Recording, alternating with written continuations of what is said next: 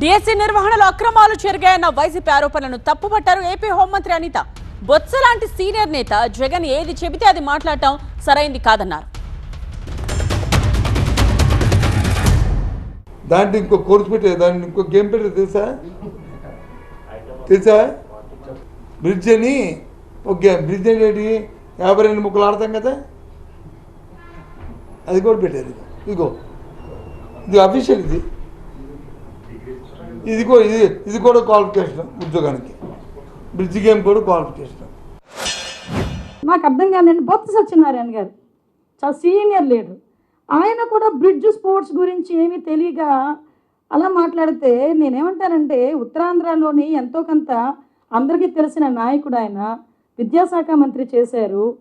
అటువంటి వ్యక్తి తన క్రెడిబిలిటీ కాపాడుకోవడానికైనా జగన్మోహన్ రెడ్డి ఏం చెప్తే అది చెప్పడం మానేసి కొంచెం మెచ్యూర్డ్గా మాట్లాడుంటే నిజంగా మేమందరం కూడా చాలా హ్యాపీ ఫీల్ అయ్యేవాళ్ళం. నిజంగా ఒక్కొక్కసారి ఆలోచిస్తుంటే అంత సీనియర్ లీడర్లు కూడా ఎందుకు ఇలాంటి ట్రాపుల్లో పడుతున్నారో నాకైతే అర్థం కావట్లేదు.